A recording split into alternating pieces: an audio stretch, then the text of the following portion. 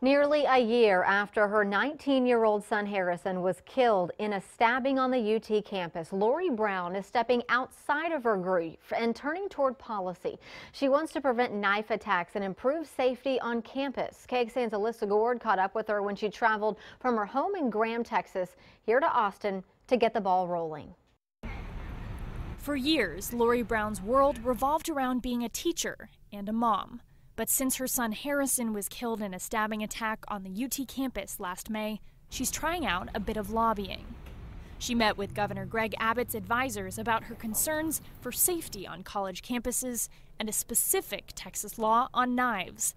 Harrison was stabbed in the chest with a Bowie-style hunting knife. That should not have happened. He should have not been allowed to have an illegal knife on him and use it to murder somebody.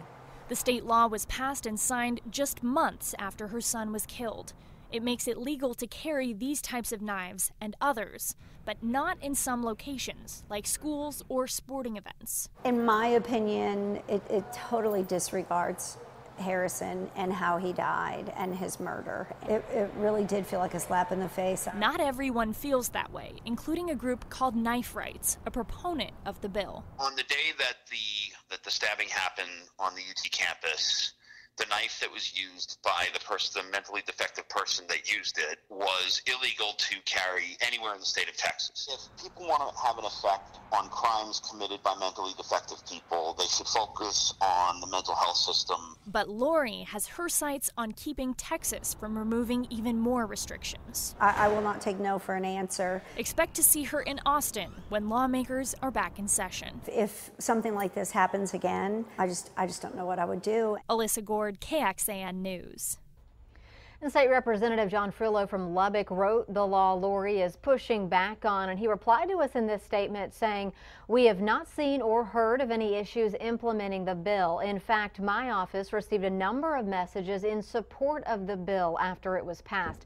As with all recently enacted legislation, we are monitoring the implementation and the effect they are having on Texans." He added his office is happy to meet with anyone who has input or suggestions on the laws.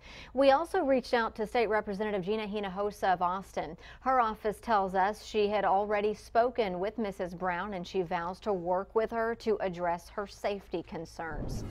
And we took an in-depth look at the latest campus safety efforts at UT. Officials there tell us while they are using metal detectors at the Irwin Center, and they will likely be installing more this year, they say they have not looked into putting that type of technology in academic buildings across UT though. But they are in the process of a major safety overhaul on campus. They are designating a one celebrated entrance where you must enter from after hours on every campus building. And you do need a key card to get in. You'll find an AED and trauma response equipment at each one. They hope to complete these changes at every building on the main campus by September of this year.